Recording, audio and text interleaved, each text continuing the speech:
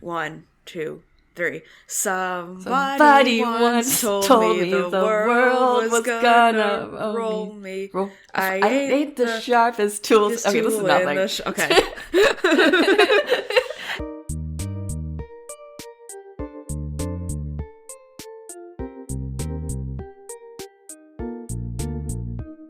Welcome to Wow of True, the podcast of your wildest memes. We're your one-stop internet culture shop, here to dissect what's going viral, why we care, and how this might affect our real human lives. And I'm pirate enthusiast, Isabel. I feel neutrally about pirates. I'm Amanda. Anyone can be famous on the internet, so why not us? Well, that's because you haven't watched Our Flag Means Death, which is said pirates that I'm enthusiastic about. Okay, I don't know what that means, but I did go viral this week, Isabel. Did you finally achieve the goals of our podcast? No. I have the novel coronavirus. I like that you have AMA there. Like, what should I ask you about the novel coronavirus? Are you okay? I know the answer, but our listeners should know. I think it's really girl boss of me to record a podcast while I have the novel coronavirus SARS-CoV-2. I also think it's very funny to say that you have the novel coronavirus rather than COVID. I really think, thankfully I have a very mild case, but I think that if you have a mild case, the best thing you could do is just make jokes about it. I agree with that. Okay, here's my other question. Why did you say that we had the novel coronavirus on the Twitter, which led to my friends asking me if I had the novel coronavirus? Honestly, just short-sightedness, you know? I was just thinking about other things, like having the novel coronavirus. Listen, I'll share a lot of things with you, but not the novel coronavirus. Yeah, I mean, this is the entire point of social distancing, is that I do not want to give the novel coronavirus to other people. And that's why Amanda lives in Philadelphia and I live in New York. Yeah, that's the only reason why. Although I did go outside yesterday for like a minute, and I was just like sitting on a bench, and there was nobody within like 20 feet of me. And then somebody started walking toward me like on this sidewalk, and I was just like, oh god, what do I do? Stay back, demons. Like, I mean, like, I was outside wearing an N95 mask, like, 6 feet away from anybody at all times, but I was also, like, it's like the zombie apocalypse, but you're the zombie. And how did taking your breath of fresh air taste after your imprisonment? It was good, but it felt stressful because I was like, what if somebody comes too close to me and then I run away from them and then they're like, what the fuck? And I'm like, no, I'm doing it for you. I like that you titled this the COVID Spectacular, and we're not actually going to talk that much about COVID, even though it's our opening. Unless you want to talk more about COVID, I can ask you more questions. No, it's really not that interesting. I'm tired and everything hurts, but not that badly. Just, like, kind of badly, but, like, not in a concerning way, you know?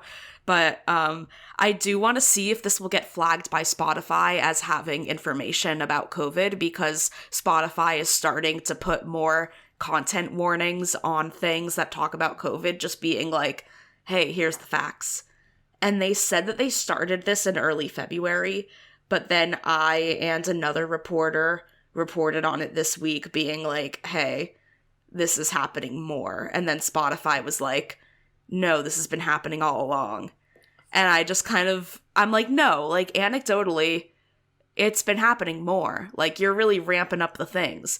But this is a journalistic attempt at seeing if Spotify will be like, damn, y'all talked about COVID. Is this why you keep saying novel coronavirus?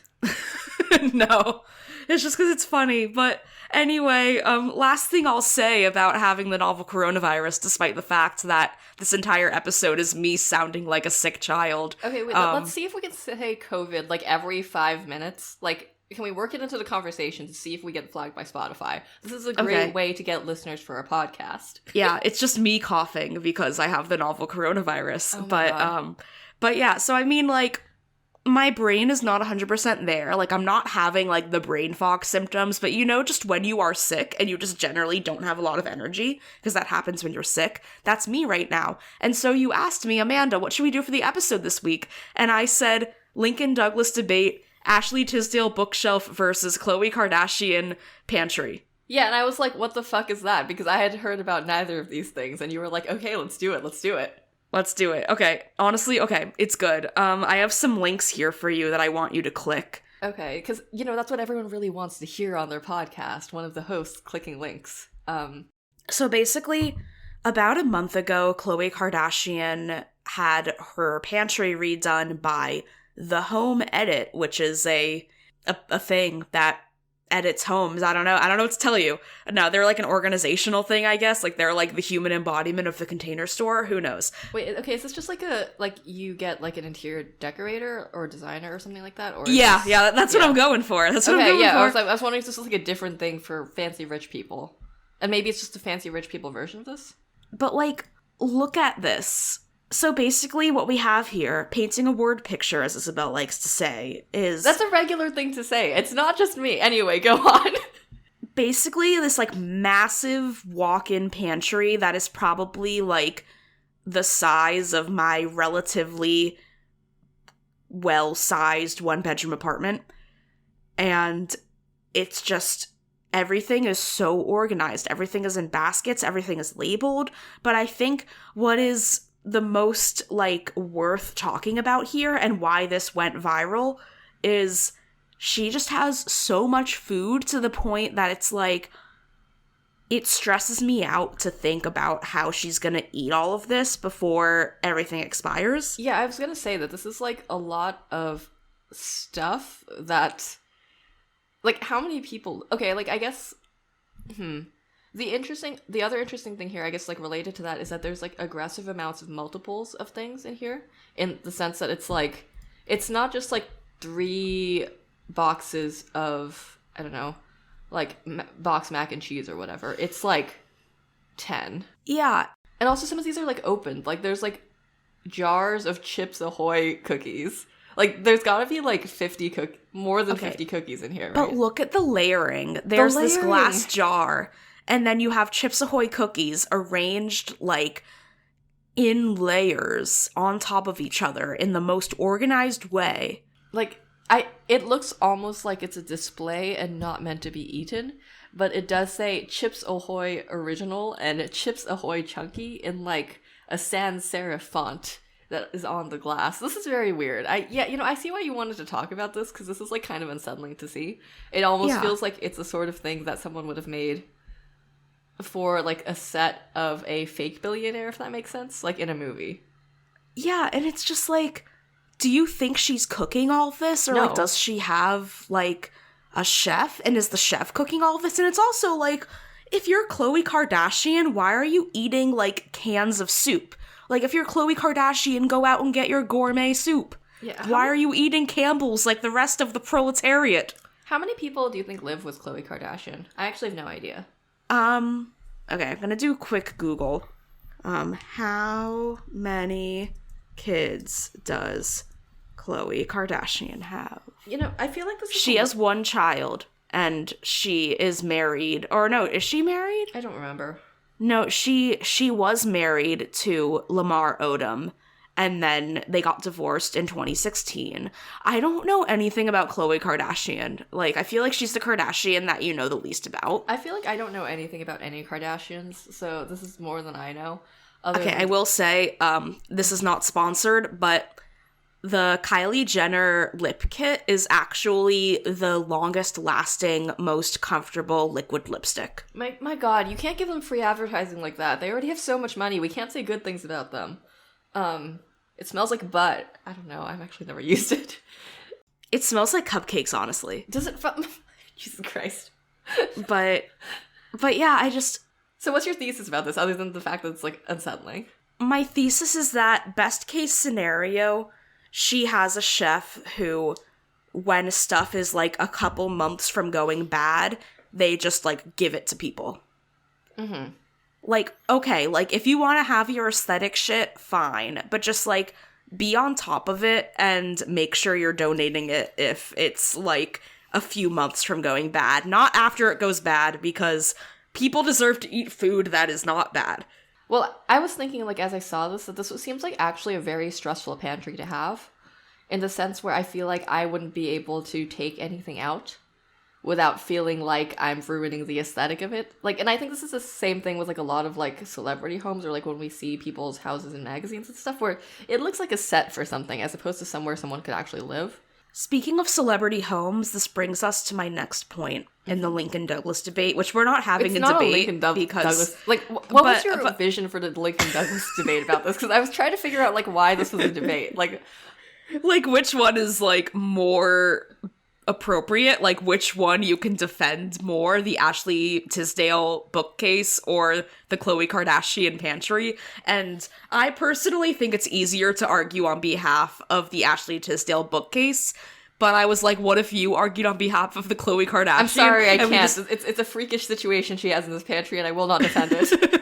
That's why the Lincoln Douglas debate wouldn't work, because it's just like, why, like, but it would have been really funny if we went back and forth and did, like, a formal Lincoln Douglas debate, and then we had, like, a guest come on as a moderator. Yeah, I did high school debate. I was, This is shocking to me to hear. This is absolutely not in character with your whole personality. And by that, I mean, it makes perfect sense. Anyway, tell me about the Ashley Tisdale bookcase. So we're not doing a Lincoln Douglas debate, is what I'm gathering here. You have to tell Craig about it before we can actually, like, debate anything, just so that we know what's going on. Okay, so click this Twitter link here. No. Okay, I've clicked it. I've looked at it. So basically, Ashley Tisdale did, like, a 16-minute video with Architectural Digest that they do these videos where they go into celebrity homes and they just kind of, like, look at how rich people decorate their homes. By the way, Craig, Ashley Tisdale, Sharpay Evans in High School Musical, smart blonde girl in The Sweet Life of Zack and Cody. I don't know what else she's done with her life, but she was Sharpay Evans in High School Musical. You don't need to do anything else in your life. Yeah, that's all you need. That's enough. Yeah. So I watched the 16-minute video. Honestly, like, her house is amazing. I would love to live there, but also, of course, it's that celebrity thing where she's like, when I just get stressed in the pandemic, because, you know, people are getting infected with the novel coronavirus, Isabel. Did you know that? No, I had no idea. Yeah, wild. But she was like, when I feel stressed, I just lie in my marble bathtub and watch Netflix at the TV that I have mounted next to my marble bathtub. And I was like, damn, my COVID activity has been shiny hunting and Pokemon Legends Arceus and, like, ordering expensive sushi. But, you know, we're not the same. I thought my sushi was pretty luxe, but I'm not Ashley Tisdale. Anyway, so we get to her bookshelf. And she prefaces this by being like, oh, you know, like, I normally gravitate toward neutrals in my home design, but I really wanted to bring in some pops of color because she just had a baby named Jupiter. Speaking of which, Jupiter, baby name thoughts? I kind of like it. I think it's cute. Yeah. I think Jupiter is a good baby name, but there's no good nickname for it. How would you compare it to Odysseus, the name that Grimes wanted to name her second child with Elon Musk, as we discussed last episode? So I think, actually, for some reason, I like Jupiter better than Odysseus, despite the fact that you could argue that both are, like, Greek/Roman-ish, but, like, in the sense, you know, Jupiter, Zeus, blah, blah, blah, Romans.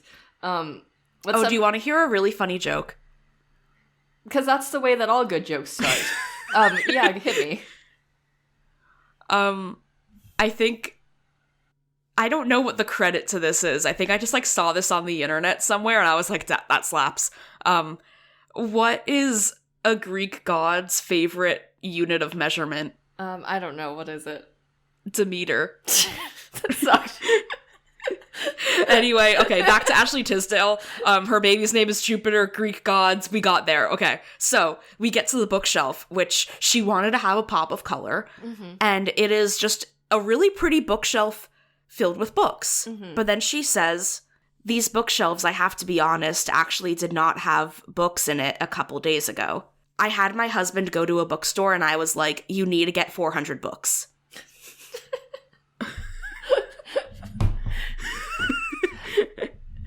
Okay, you know, I hate to say this, but I think that's actually morally defensible. No, yeah, that's what I was gonna say, is, like, if she was like, I had my husband go on Amazon and buy 400 books, everybody would have been like, fuck you, Ashley Tisdale. But, like, I think Ashley Tisdale is single-handedly saving the publishing industry, and as writers, we should bow down to this patron of the arts. Yeah, Listen, like, okay, so the things about this that I feel like I actually kind of approve of are the fact that, like, she just admitted it. It's like, yeah, I didn't have these books. I put them here specifically for this. And I think that's what a lot of people do, but they won't own up to it. Like, you know what I mean? Where, like, they will have the books, and it's like, oh, it's like the Zoom bookcase behind you on your, like, fucking Zoom calls. You know what I mean? Like, that's the exact same thing. Oh, yeah, there's no books. Oh, no, I was pointing to my neon signs. This isn't content. No, your neon signs are good. I have a bookshelf behind me, but there's no books on it. Nice. Well, but you have an Ash Ketchum hat. I do have an Ash. Yeah, things on this bookcase. Ash Ketchum hat. Light from IKEA. Tiny gashapon machine from Japan. A bunch of law textbooks actually, because this was supposed to be my. So I'm recording from a new location in my new apartment today. We're live from Isabel's studio. No, this is my like weird little office nook that I use for doing my law job. And so if my audio sounds bad, it's because of that, and I apologize, but I'm testing it out. If my audio sounds bad, it's because I have the novel coronavirus and my voice sounds like shit. I feel like Spotify's gonna flag us. Good. But like, it'll show that their technology's working. Yeah, we are testing this for Spotify, and they should pay us. But yeah, because I think there are like services that you can go to just order books by the foot, and I think that's exactly what it's called. You can do that from the Strand, like it's an actual thing. And books by the foot. So yeah, I think that's what it's called. It's either that or something similar to that. It's like fruit by the foot. Yeah, but like the thing is, like they'll give you like amounts of books in like the qualities that you ask for, and that like you can ask for like a certain color scheme or like a type of book or something like that. And so it's like books as a aesthetic aid that indicate that you are some sort of person has been kind of just like become part of this capitalist structure, right? So the fact that sounds like a really fun job to have, right? Like it sounds like kind of a good gig. So that's like, anyway, so that's what I'm saying is I think it's cool that she owned up to it, and also that she simply had her husband buy a bunch of books. Oh, other things that she had her husband do. I love this man. I don't know who she's married to, but he sounds like a real keeper. But later in the video, she said that there was this lamp that she really wanted, and the lamp consistently was sold out, and then it was like going back in stock, but it was going back in stock during the time that she was having a colonoscopy. If you're Ashley Tisdale, what do? You get your husband to do it for you. Exactly. That's what she did. Yeah. But, like, honestly, yeah, I'm glad she owned up to that, too. She was just like, yeah, I was getting a colonoscopy. I'm Ashley Tisdale. You might know me. I was Sharpay Evans. I was in High School Musical. I sang Bop to the Top and Fabulous. And I got a colonoscopy. Like, you know, honestly, she's out here living her best life with her wall-mounted, like, her fancy lamp, her wall-mounted TV above her bathtub, and also her bookcase is filled with books she made her husband buy. Do you think she's gonna read them? I don't know. $400 bucks is a lot of books. I also wonder if this is sort of like a defense mechanism against her being afraid of, like, what if one of the books in there was, like, in defense of Nazis or something, and then it was, like, on her Architectural Digest thing. It was Hitler's, like, you know. And it's like, it would have been, like, maybe it would have been better to be like, for the record, I did not read any of these books, than for the news cycle to be like, Ashley Tisdale, a Nazi? Because I think Ashley Tisdale asked her husband to buy 400 books is funnier and more enjoyable than Nazi Ashley Tisdale. Yes, I agree. And now somebody is going to quote our podcast saying that we said that Ashley Tisdale's a Nazi, so I hope you're happy. Guess what? I'm Jewish, so... And you have the novel coronavirus. I'm Jewish and I have the novel coronavirus. But, so, if we did do a Lincoln Douglas debate, like, would that have worked? Like, was this a good idea? I think it was a good idea, because I think that if you gave me... I think that, like, in the grand spirit of Lincoln Douglas debate, I could have found something to defend for the Khloe Kardashian thing. But I'm thinking about it now. And so I mean, I think the argument would be saying that we have no evidence that she isn't donating the bulk of this food. Like, if you want to have your aesthetic pantry, cool. But, like, I don't think it's that outlandish to believe that maybe there is somebody who's like, don't think we're gonna eat these 20 cans of soup in the next month. What if we give them to people? Yeah, and the other thing I would think is that maybe anyone who comes there or anyone who's working there as staff can also use the pantry. And in that case, it's more morally defensible. However, the aesthetic choices are not defensible, and I do not like them. Yeah, it's just like, you don't need that many cans of soup. And like, you're Khloe Kardashian. You should be eating better food. Yeah, that I think is the real kicker here, right? Where it's like, why do you have like 600 Chips Ahoy cookies in your pantry when you're Khloe Kardashian? Hi, I'm Khloe Kardashian and I only eat processed goods. Like, what's going on here? I mean, for me personally, having the novel coronavirus, I will say, like, you know, I ate some Campbell's soup, but then also last night I ordered some really fancy soup from the Japanese place where they make their really fancy broth and have their really fancy noodles in it. So, you know. You want to hear, like, the bougiest thing? I don't think I've ever had, like, a can of soup. Wow. Yeah. Why? I don't know. Wow. Well, it's okay. I think the thing is, let me actually, so this is a Lincoln Douglas debate where I actually defend my choices and my parents' choices. I think the thing is that we're not white, and I did not grow up in America. Have you had, like, a carton of soup? Yeah, I mean, like, I've had cartons of soup, but it's also, like, I'm not, as a human being, I think this is one of those things where if you didn't buy, like, a can of chicken soup when you were a kid, the whole idea seems kind of a little weird to you later. Now that I think about it, I feel like one of the reasons why I'm fervently anti-mayo is because I'm like, it's made of eggs and it's shelf-stable. How does that work? And that's also how I feel about boxed mac and cheese, because I'm like, it's cheese. How is the cheese shelf-stable? But then again, I do think that goldfish slap, so I'm in the wrong.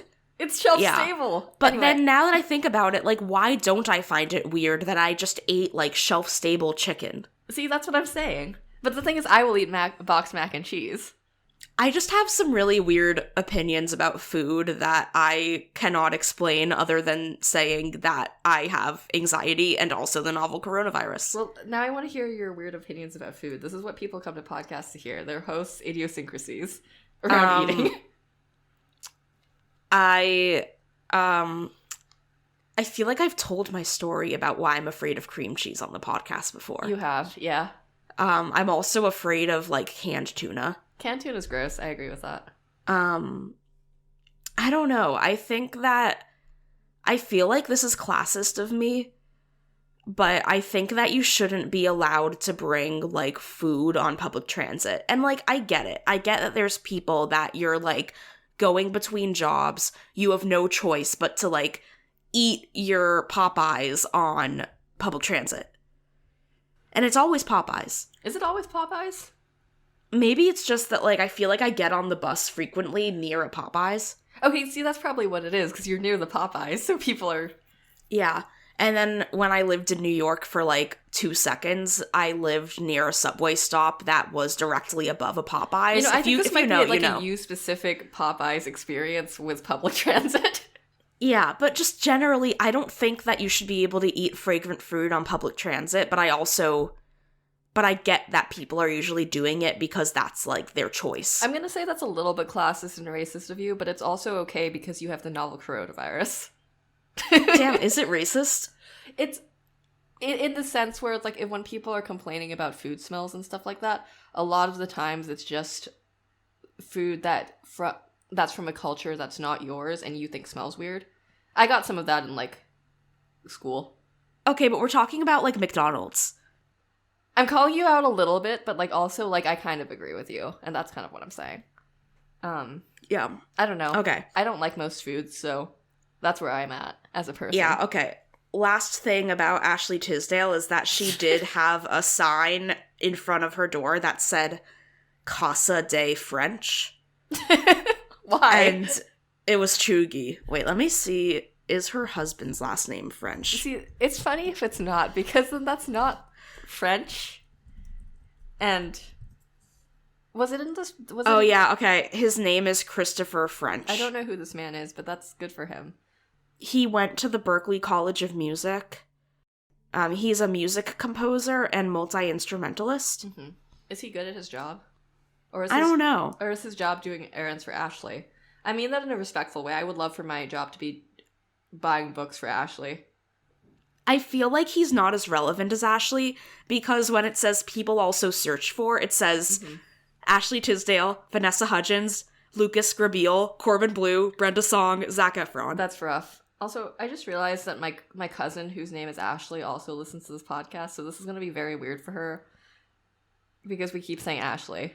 Okay, actually, here's some discourse for you. That's like, do you have stuff? Do you keep books around because they look nice, like physical books? I did used to work at a museum, and I was very underpaid, but I did get free artist books whenever there was a new exhibition. Everybody on the staff got the book. So I do have some, like, very fancy art books. But I didn't go out of my way to buy them. I don't know. I mean, I have a pretty small bookshelf, and it's pretty full, and I get stressed out about having new books because then I have to put them on the bookshelf. But, you know, you could get a second bookshelf. Like, they have those at IKEA.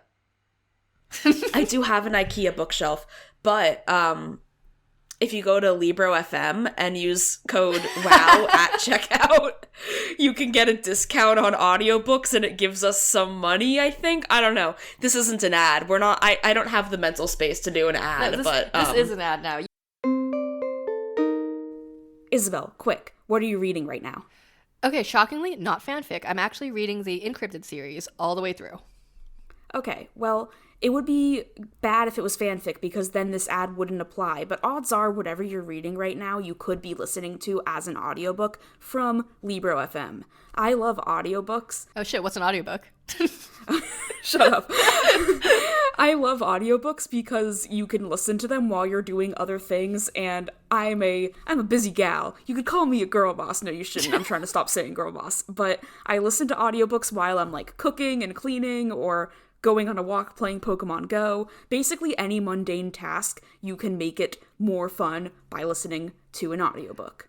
I just had a horrible thought. I feel like we're diluting our listener, like the share of ear time that we could get from our listeners, because that's all the stuff you could do while listening to a podcast. Oh no, oh god, okay, well we already committed to doing this ad, okay, so I guess, we're just doing it. Okay, we're screwed. Sorry, you should listen to our podcast, then listen to audiobooks. Okay, your first priority should be listening to this podcast. Your second priority should be not giving Jeff Bezos money, because as we've discussed on this pod, we hate giving Jeff Bezos money. So instead of splitting the cost of an audiobook with Jeffrey himself, Libro.fm lets you split the cost with an indie bookstore of your choice. This is objectively better. Yeah, and also, we're editorializing. Just for the record, Libro FM's ad copy doesn't say, fuck Jeff Bezos, but it does say, friends, Romans, countrymen, just kidding. It says, Libro FM lets you purchase audiobooks directly from your favorite local bookstore. You can pick from more than 250,000 audiobooks, including bestsellers and recommendations from booksellers. You'll get the same audiobooks at the same price as the largest audiobook company out there. You know the name. See, they don't want you to say it, but we're saying, like, fuck Jeff Bezos. But you'll be part of a different story, one that supports community. No, but, like, we say fuck Jeff Bezos all the time, and also I realized I was pronouncing his name wrong this entire time, but I think that's fine. I think that's actually on brand. It's what he deserves. Yeah, he doesn't deserve your attention. But this ad is extremely genuine because I actually am a Libro FM stan. Like, I use Libro FM all the time. It is the same price as Audible, the bad audiobook company. It is $14.99 a month. But wait for it. I'm waiting. Come on. As a Wow If True listener, if you sign up for a new Libro FM subscription, if you're somebody who doesn't have an account and lives in Canada and the US, you can get 2 books for the price of 1 in your first month by using the code WOW at checkout. That is WOW. W-O-W. WOW. As in wow if true. I'm still surprised we got the code WOW, but you should use it because I think it's funny. And to get you started, we've got 2 recs. Haha, funny how that works. There's 2 of us, 2 recs. There's 2 books you could get for the price of 1. Anyway, sorry. My recommendation. When you sign up for your monthly subscription for $14.99 a month. My recommendation is All Systems Red by Martha Wells, which is the first book in the series The Murderbot Diaries. It's about a semi-organic, semi-robotic, super dangerous security unit who has broken its programming, but really just wants to be left alone to watch Blorbo from its shows. God. Highly recommend the audiobook because the narration by Kevin R. Free lends just a fucking fantastic cadence. This is my favorite series of audiobooks. I like it better than the physical books, and there's like 7 more books in it, and I cannot stress enough. Murderbot is my Blorbo from shows. And my Blorbo from shows is Ken Jennings, who is unfortunately now the host of Jeopardy! Rest in peace, Alex Trebek. I actually think Ken is doing a great job, but I'm obsessed with Alex Trebek. But nonfiction recommendation for you. I'm a huge Jeopardy nerd, clearly, and I think it's super fun to learn about, like, the weird intricacies of Jeopardy culture. It's like internet culture, but it's also on TV. And Claire McNear wrote a great, nerdy, fun, easy read called Answers in the Form of Questions. And I learned from this book that some Jeopardy champs have fallen in love through a Jeopardy alumni Facebook group. And if that intrigues you, then read the book. Or listen to it on Libro FM. Yeah, don't read it. Go listen to it. So just to remind you one last time, before we exit the ad space and go back to the podcast space, you go to Libro.fm, enter code WOW at checkout to get 2 books for the price of 1. So I don't know, turn off the podcast and go do that. Don't turn off the podcast. Keep the podcast on, but go do that. After you listen to every episode of Wow If True, only then go to LibroFM.com. Or no, it's just Libro FM. It's just Libro FM. And enter code WOW at checkout. Now this is ad reading. Yeah. Hey, you know that how saying the novel coronavirus like every 5 minutes is a good joke and also a good bit? You know what's not a good bit? Saying that I have the novel coronavirus every 5 seconds? I literally just said that was a good bit. I don't know if it's a good bit. I think we have to let the listeners decide. But okay, what's not a good bit? Well, you know, if only we could see like when people stop listening to our podcast. Like, you can on episode. Apple Podcasts Connect, but the thing is that nobody listens to podcasts on Apple Podcasts, which is why Apple Podcasts is trying really hard to, like, be relevant, but it's just not a very good app. That's devastating, because then we could see whether every time we say novel coronavirus, whether we have a listener drop. Until it's just you and me, Craig, in the room together. But yeah, so what's not a good bit is... And I actually went full circle when I was doing the research for this on whether this was a good bit or a bad bit, but like brands doing April Fool's Day jokes online. And I'm talking about this because the day that we're recording this is the day after April Fool's Day, which is kind of boring, honestly. Like, nothing really happened, except, and we'll get back to the what's even later. more boring? What? You know what's even more boring is when you can't go anywhere because you have the novel coronavirus. Oh my god. Well, hey, you went out to that bench. You got to go sit on a bench. I really did. It was so exciting. I took the trash out. It was amazing. Oh my god.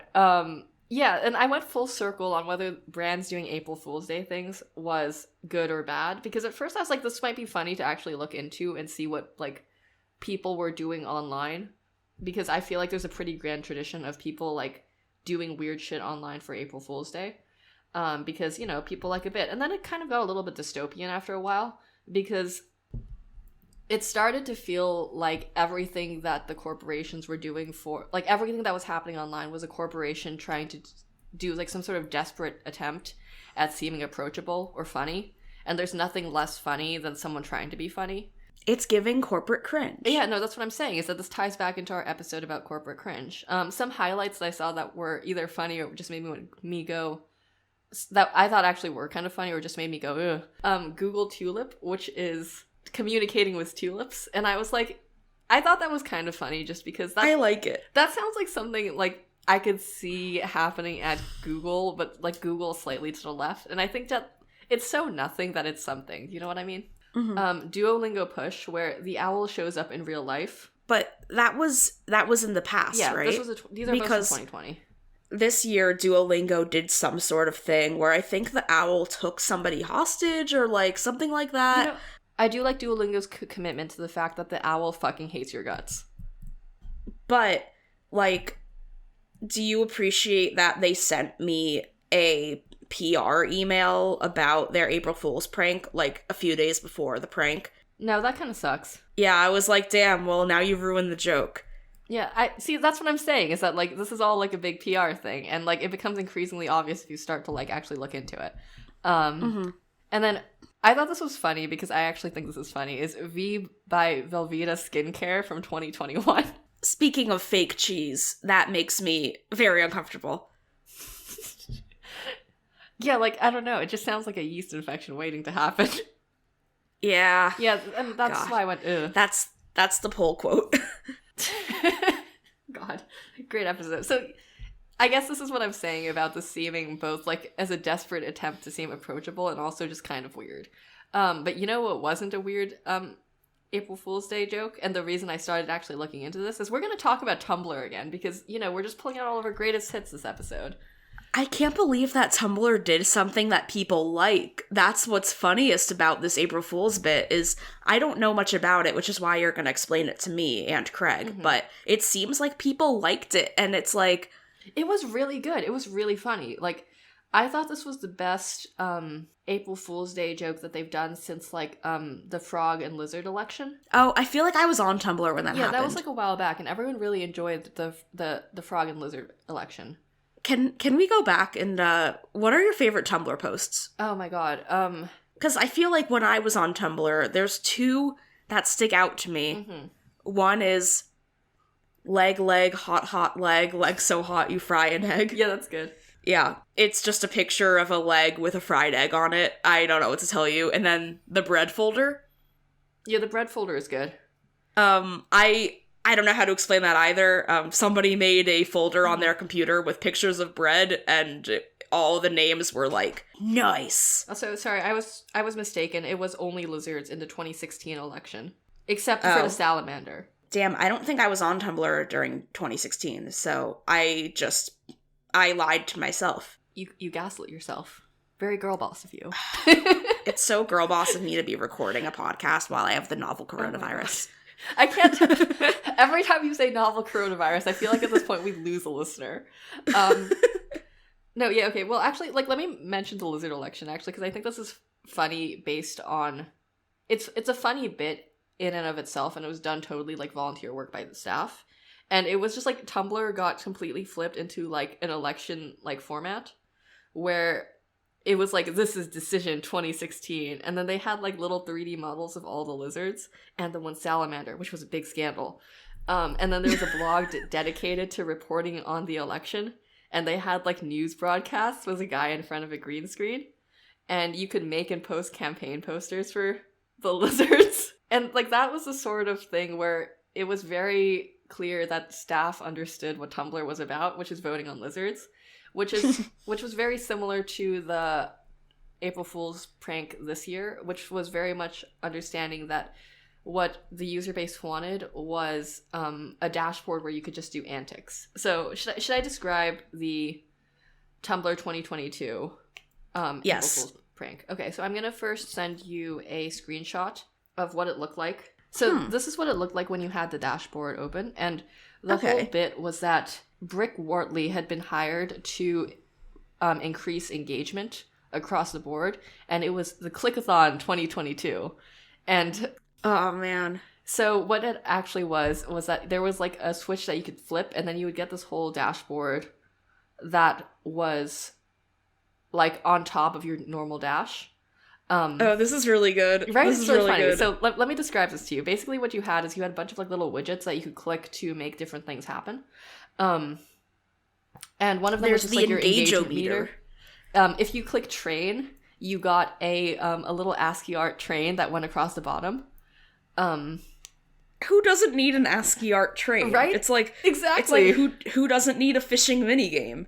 Brick Wortley had his own blog. You can't see it on here because I did not screenshot it, but there was also like a sponge that you could click, and it would make your entire dashboard dirty, and then you would have to clean it with the sponge. And that's fun. Yeah, that was fun. And I'll come back to that later because that's actually relevant. You could summon crab, which, let's be clear, this is what we care about, summoning crab. This is what the people want. No, there's literally just, like, it's just Tumblr, but there's crab emojis just everywhere. Yes, no, and see, and they would run around. They would run around, and when they were over something, there would be like a little like thing about like, oh, what sort of like thing is this? So if the crab was over the engageometer, it would say the engageometer, and if it was over like an image, it would say image. There was, and then if you click in the this skull, screenshot, the engagement score is barely scrolling. Yes, because it was 9 a.m. I hadn't begun scrolling yet. It was so early. Okay. And if you clicked the skull, you would get just a headstone that had people's quotes of like famous writers before their death. Wow, that's very, very like John Green of them. And you can post them on your Tumblr. Why? Don't worry about it. So it was all sorts of like stupid, silly stuff like that. Why do you think the guy's name was Brick Wortley? I don't know, but I think it was just because it was a pretentious name that didn't sound like a real name someone could have, but also kind of like a guy who would have gone to Penn. It's giving D&D PNC. NPC. Oh god, I have COVID. Yeah, it's giving like weird showman that you need to interact with in D&D. But I said PNC like my bank. Anyway, PNC, if you want to sponsor us.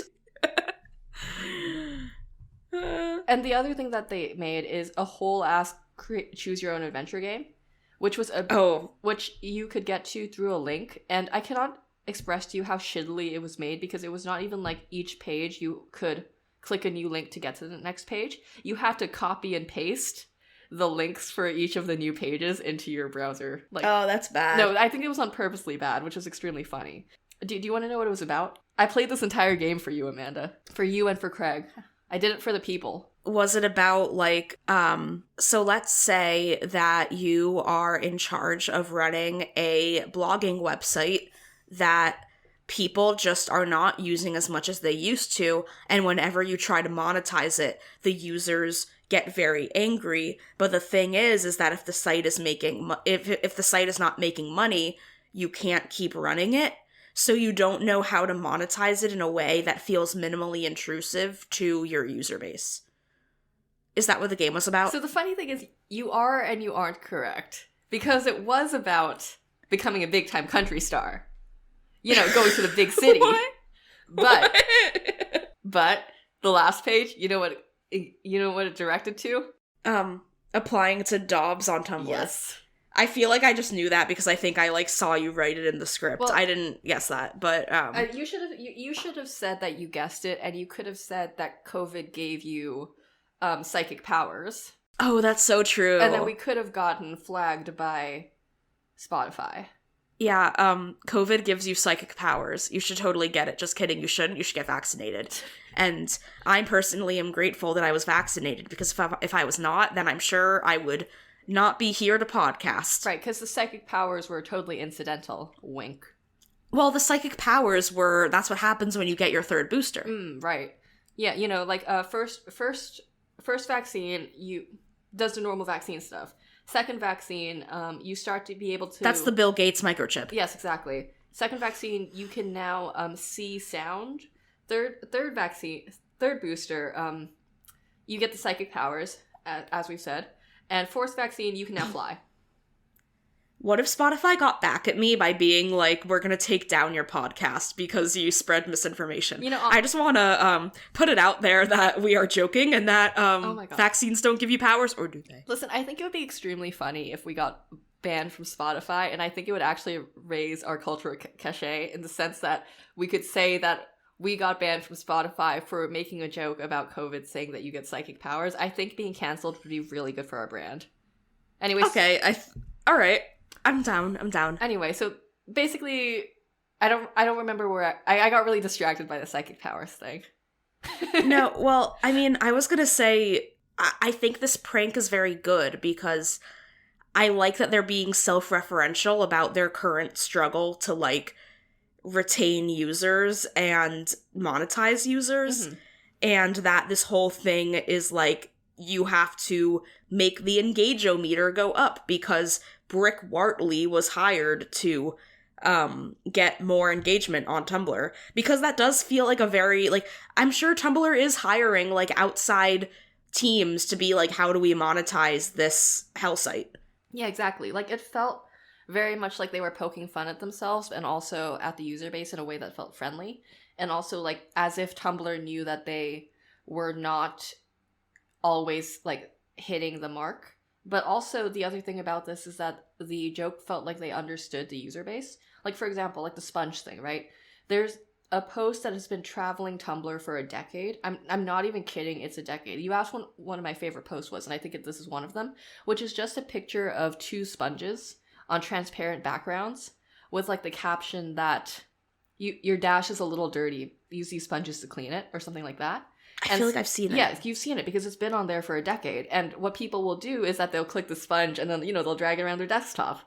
And now they've cleaned. And, like, I'm always compelled to do that when I see that post go across the dash. So, like, the fact that they included a sponge on their, like, extra dashboard was, like, that felt like it was a reference to that. And the other thing is, like, all the crabs. Like, carcinization has been a big meme for, like, the last, like, 2-3 years. Why? It's funny. Because, I mean, it's, you know, there is one step and it is crab. I mean, I feel like crab is a Blazeball meme. Yeah, like, well, I mean, have you not seen the there is one step and it is crab? No. Okay, well, it's not even just on Tumblr. I'll send it to you later, but it's just a meme. And also the idea that, like, everything turns into a crab is a meme. And also crab rave is what people post when anyone dies. Like, people are really excited to post crab rave when the Queen of England dies. Well, she hasn't died yet. But, like, when she does. That we know of. Yeah, well... Yo, I am convinced that they are Weekend with Bernie's the Queen. We are spreading so much misinformation on this podcast. Okay, no, that's not misinformation. That's my opinion. That's my humble onion. All right, the two genders, Joe Rogan and Isabel Kim. If Spotify gave me that many dollars, I would immediately sell out and just start saying bullshit. I say bullshit for free constantly. I do not. I'm actually mostly a responsible person. Yeah. But yeah, so what I wanted to talk about this dashboard is it's in relation to the other trend, which I think is interesting, which is that the meme on Tumblr right now is that people are back on Tumblr and that new users have been joining Tumblr. And this is interesting because there's two, like, subsets of this, I don't even want to say meme or just like a whisper network of people talking about it, where it's half the people are like, there are no new people on Tumblr and this is all a myth. And the other half are like, no, guys, there's new people on Tumblr. I know this because they've started following me. And it's weird because, and the reason that this is happening and the reason that why this is such mixed messaging is that Tumblr doesn't work like any other site in that you can't really see what anyone else's, like, engagement is like, right? Like, you don't know how many followers someone else has. But, like, a lot of the popular blogs have been like, no, actually, I've gotten more followers and they've been acting like maniacs because they don't know how to use Tumblr. Okay, I feel like when I go back to work, because this is a thing that I can do as part of my job, I'm going to email some firms that research web traffic and app usage, and I'm going to ask them whether there has been an uptick in Tumblr usage. Yeah, like, anecdotally, I can tell you that there has been because of just the way that people... There's been... some discourse from people I would consider, like, reputable. Like, this is all anecdotal and, like, don't take it all with a grain of salt, but, like, there's been some discourse from people who I would consider reputable saying that, no, there are new users and they are following me. I've gotten more followers recently. Like, there was a big uptick in that too. But people aren't sure whether these are bots or real people, because there's also been, like, a third sort of, like, prong of the situation, which is that people on Tumblr don't realize that it's not, like... New people on Tumblr don't realize it doesn't work like TikTok and that you can't just passively engage or else you'll get blocked. So, and I was kind of thinking about this, and the other reason I think this is true is that this is all happening in the wake of all of those articles regarding people being nostalgic for Tumblr. And also, remember, like I think, like, about a month ago, there was, like, 2 or 3 big articles. Like, there's one in a New Yorker, we talked about this, about where people were like, God, Tumblr was truly where all the freaks were, but didn't we love that so much? And then I think that led to people being like, wait, I could go back on Tumblr. I could be a freak who loves it so much right now. But I think this is one of those things where it's like, it's really easy to believe that the internet was so much better in the past, but I think that the internet just had a different set of problems. Yeah, well, I mean, so it's interesting to see how people are engaging with Tumblr in 2022, I think. If they haven't been on Tumblr since the beginning. Yeah, because I do think people are thirsty for algorithmic control. Mm-hmm. Like, wait, do you mean like the algorithm is controlling them, or that they have control without... for the ability to control whether they are using an algorithm that is trying to guess what they want to see, or an algorithm that shows posts in chronological order, which I think people want both. Like, people love the TikTok For You page, but then people also are like, oh my god, Tumblr just shows me the most recent posts in order.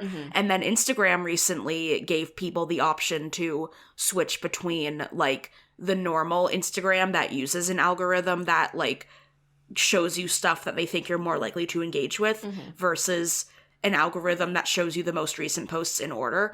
But you can't even set that as the default. You have to go back in every time and say, show me the newest posts in order. Right. Like, I think it's about, like, expectations of the person using the site. Like, what you expect the site to do and what you want from it. Like, because I think, like, when I go on TikTok, I don't care about any of the individual people on TikTok. Does that make sense? Or, like, any of the individual channels. I'm just swiping through my For You page, like, almost like,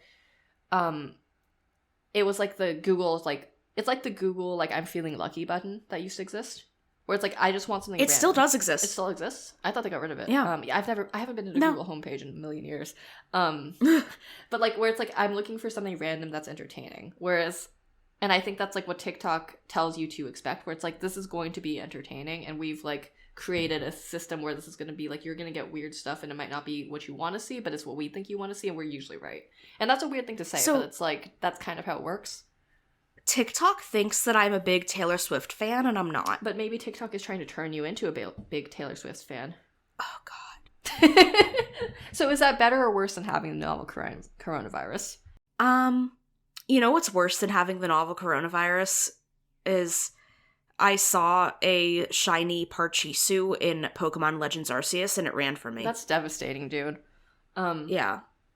Oh, so, like, there's only one person I care about on TikTok, and it is Cornelius the Oil Tycoon. Okay. And that's all I'm going to say about that. Okay. I'm trying to think, who's my favorite person on TikTok? See? I don't know. See? You don't care about people on TikTok. See, exactly. You don't care about people on TikTok. But on Tumblr, all the bloggers you follow, like, half of them you do follow just because you get involved. You get invested in their lives, I think, in a way that you don't get invested in other people's lives on TikTok. Does that make sense? Oh, no, for sure. No, there's people that, like, I followed back in the day, and then I look at their blogs, and I'm like, oh man, like, they turned out all right. They're doing okay. You can get really parasocial with, like, a random genderqueer person from Ohio. It's great. Yeah. Like, they're just some guy. Like, if anyone's listening to this after coming from my Tumblr, and I am going to post this on Tumblr, hi guys, nice to see you. I probably would recognize your usernames if you clicked on stuff. You're Blorbo from my shows. Yo, deadass, like, my Tumblr is literally like my blog, and I suspect that there's some 16-year-olds out there who are, like, following my Tumblr in a, what's my favorite lawyer from the internet doing today? Because, like, that's what I did to people when I was 16, and, like, I'm not saying this to make people self-conscious in case that 16-year-old is listening. I'm saying that's, like, fine, I did that to people. Just don't tell me about it, because that's where it'll get weird. Before we move on from April Fools, can I just share that I had a really good April Fool's idea, but it did not make it to fruition? Yeah, tell me about it. So, TechCrunch, my place of employment, is, as a news publication, the editors feel that we should not engage in April Fools because, like, you know, news, which news. I think they're right. I agree with you. I think they're objectively right, but TechCrunch has a subscription product called Techcrunch Plus, and it's essentially how subscription models for media companies work, where it's like, you want to read more in-depth, specialized content, give us money. Sure, yeah. But consider TechCrunch minus. Tell me more. I'm immediately intrigued. We pay the readers to read our bad takes. That's... Damn, you mean I've been reading your bad takes on the internet for free all these years? I know, like, I mean, I feel like a good candidate for a TechCrunch minus post would be one time I wrote a post that was just Ed Sheeran's favorite Pokemon is Squirtle. I do remember when you wrote that post. That is a good candidate for TechCrunch minus.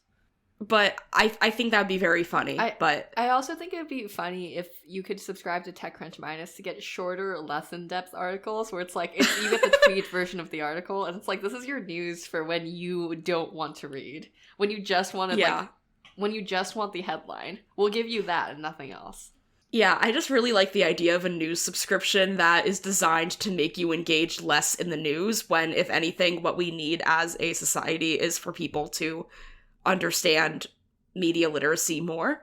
But, this is why news organizations doing April Fool's jokes is objectively not a good idea. However, TechCrunch Minus, I'm hilarious. Sorry, I had like 2 jokes I was going to make there, and I made neither of them, and now it looks like I think you're not funny. I think I'm very funny. It's okay.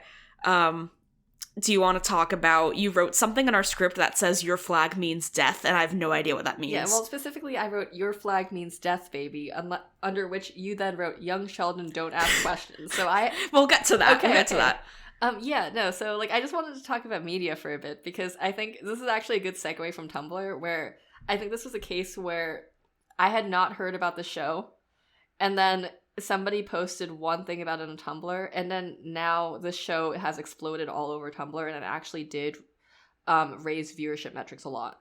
Because if you get the gays on board with something, and they get weird about it, then you can make anything happen. Your memes can be dreams. But, so it's on HBO Max, which is probably why I hadn't heard of it, and why you hadn't heard of it. And it is, Taika's in it, and it is a pirate show about the life of Stede Bonnet, who is a guy who simply, like, I cannot stress this enough. This is actually, like, based on a historical dude who deadass left his fucking family and his, like, plantation and his, like, life and his money and was like, I'm gonna be a pirate. And then he absolutely just kind of fucked it all up. But also, Blackbeard was kind of like, hey, this guy's Blorbo from the land. Kind of like that. And they were actually friends.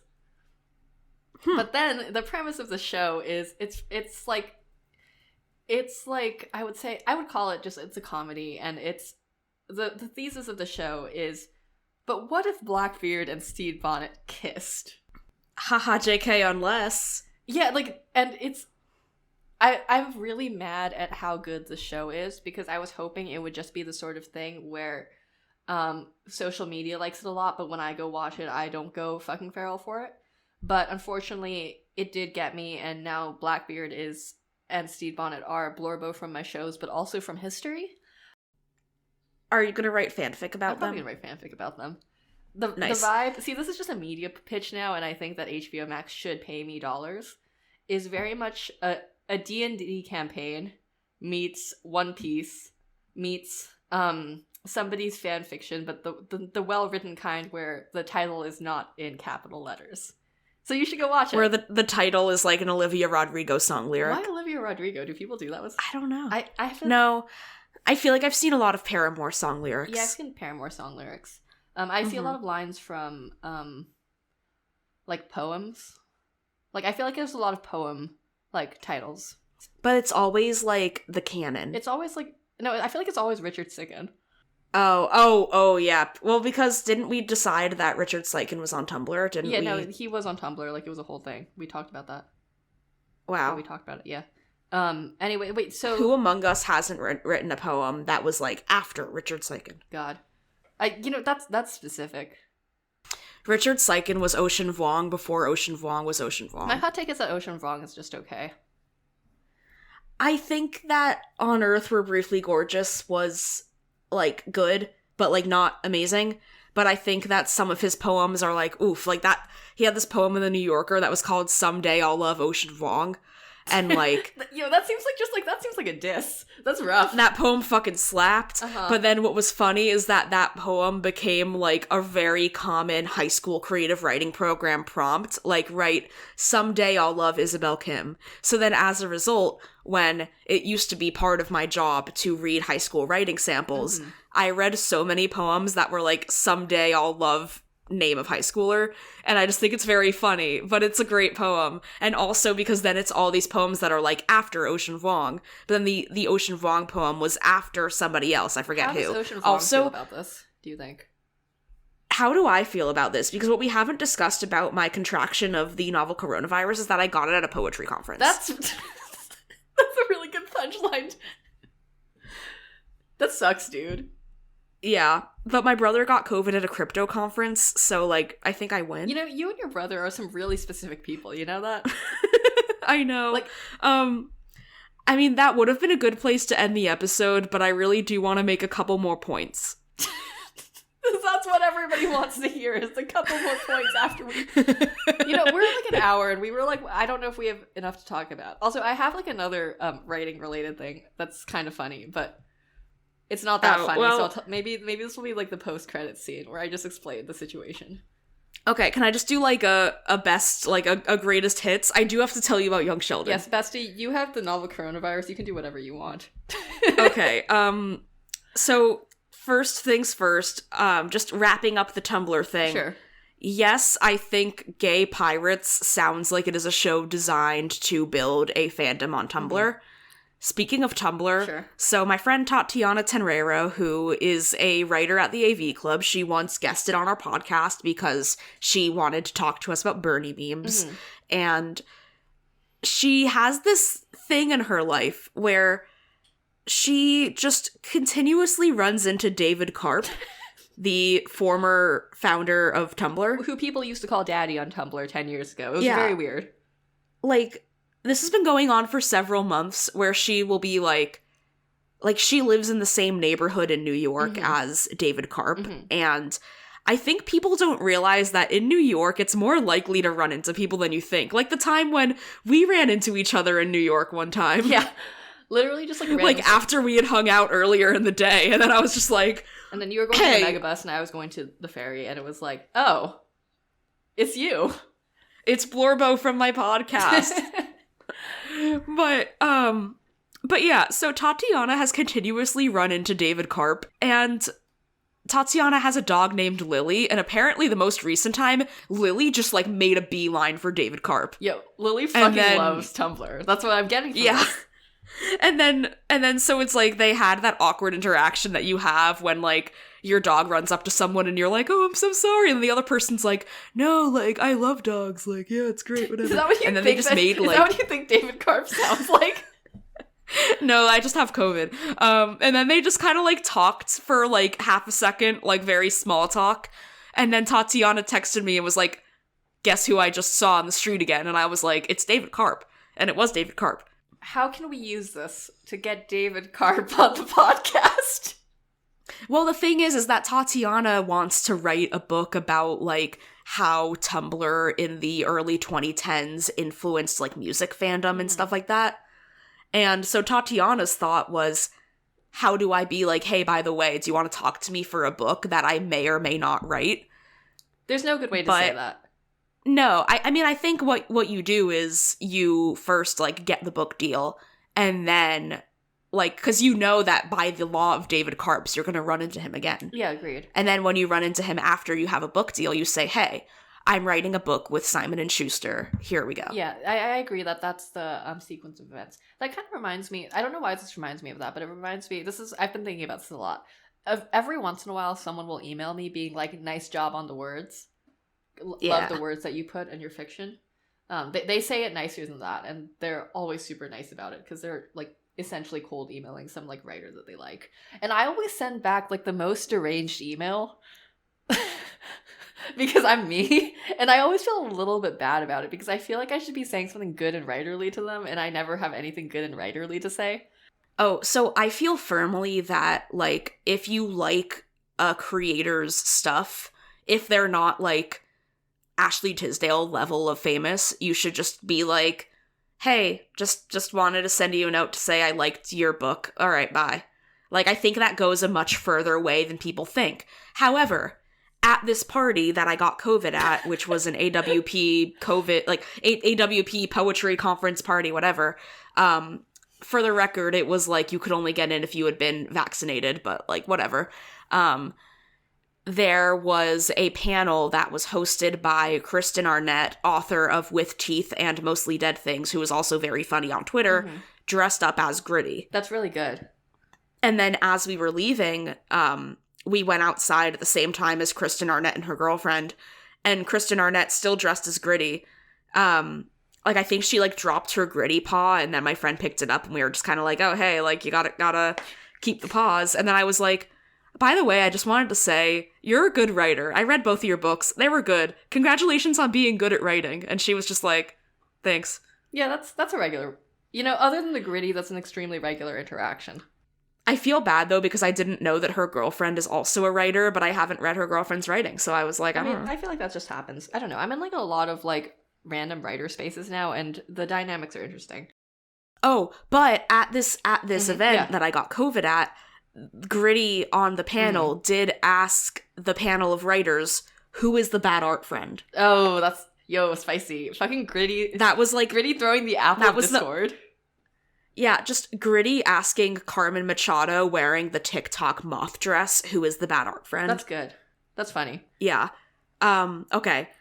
Next bit. I have COVID. I can do whatever I want. Chelsea Manning followed me on Twitter. This is because you got COVID, right? Like, that's, these were directly related. Well, no, this happened before that, but maybe that, I don't know. But Chelsea Manning, aka Grimes' girlfriend, Chelsea Manning is not famous for anything else, just putting that out there. And then finally, we have to get to why did... We need to go back to that. How do we get Chelsea Manning on the pod? Like, she follows you on Twitter. Can we just ask? I don't know. How many... Has she interacted how many with people... with your media? No. How many people does she follow? Oh, wow. She only follows 1,361 people. Bestie, we could totally get Chelsea Manning on Grimes' girlfriend on the pod. You know, I do think Chelsea Manning's cool. I saw her speak at Penn once. We talked about this. She talked about how she played D&D in prison. So all I'm saying is that you do have, like, some... I'm giving you homework even though you have COVID. And it is to figure out how to get Chelsea Manning on the pod. Okay, I think we need to play the long game, and that, like, I need Chelsea Manning to think that we're internet friends. Mm-hmm. Like, I need to post some, like, well-crafted tweets that are designed for Chelsea Manning to think they are funny. You're like, tweet fishing her. Yeah. And then Chelsea Manning will start liking my tweets, and then we'll be, like, we'll tweet back and forth to each other a couple times, and then I'll be like, hey, bestie, so I have this podcast. Yeah. I agree. I think that works for the long game, and I'm here to help you play it, even though I have no clout on Twitter. Okay, cool. Can I talk about young Sheldon now? If you must. So, on March 22nd, Screen Rant posted hashtag Young Sheldon, which the hashtag on Twitter pops up with a little Rubik's Cube next to Young Sheldon. Hashtag Young Sheldon showrunner Steve Malero, which, by the way, we know Steve Malero because he's the originator of the None Pizza Left Beef joke. Fun fact. That's one of my favorite internet facts. Young Sheldon showrunner Steve Malero says there will be a show-shifting twist in the show's milestone 100th episode, which airs March 31st. But what's the twist? What does that mean? Okay. Everyone was like, Sheldon did 9/11, like, Sheldon, like, goes forward in time, and then it's like, okay, just like Young Sheldon as a show to begin with is just a very good meme. The fact that it exists, yes. Yeah. I was talking to my friend about this yesterday, like, right before I had a therapy appointment, and I told him, like, glad we're talking about Young Sheldon right before I'm going to therapy. Right, yes. And then he said, quotes, so, in 2015, the executives at CBS realized that their most valuable property probably only has a few years left, but that the most popular character is so valuable that there's spin-off potential. Amanda, is this going somewhere? You have no idea. But anyway, continuing, aside from me just reading the jokes that my friend texted me. Yeah, great podcast content. I'm sorry, I'm being really mean to you today, despite the fact that you have the novel coronavirus. Yeah. But so a lot of people are quote tweeting this and just theorizing, like, what is the big twist on Young Sheldon? Like, what could it possibly be? To the point that I remembered that it would air March 31st. So yesterday... Did you fucking watch Young Sheldon? I didn't. Yesterday on April... I have COVID. I can't watch Young Sheldon. Right, it'll make your COVID worse. Yes, that's how that works. Yeah. April 1st, I Google, like, what happened on Young Sheldon. And apparently the twist was just that his brother got some girl pregnant. That's nothing. I'm really disappointed. I was like, yeah, like, people were theorizing, like, apparently something that people talk about in the Big Bang Theory fandom, which... There's a Big Bang Theory fandom in 2022? There has to be. But apparently something people talk about is that they never reference the existence of the Avengers, but they reference the existence of all of the members of the Avengers because they're comic book nerds. Mm-hmm. But then how come they don't talk about the Avengers movies? It doesn't make sense. So then people were like, oh, what if there's a twist that explains, like, why in the Young Sheldon universe the Avengers movies don't exist or something? And then, like, people were getting really into it. Like, what is this 100th episode Young Sheldon twist? Okay, honestly, like, I feel like what I'm surprised about here is that there have been 100 episodes of Young Sheldon. I know. My parents watch it. Oh my god. Of course your parents watch it. Hey, this has been fun. What does that mean, Isabel? What does that mean about my parents? Thank you. If you like this episode, tell a friend. Word of mouth is how we grow. Thank you to all of our patrons. A shout out specifically to Zoe, Bray, Andrea, Brian, and Gabriel. If you want your name in the above or in our Twitter header, slide right into our Patreon at patreon.com/wowtrue. Shout out to Allison Mills, beloved audio editor, and to graphic designer and Canva warlock Eric Silver, who made our logo, and Sam Rizer, who made our podcast music. You can find us on Twitter as @wowtruepod and Instagram and Facebook as @wowtrue. Had your 15 seconds of internet fame? Have opinions on Young Sheldon? Slide right into our Twitter DMs and tell us about it. And until next time, let's get weird on the internet.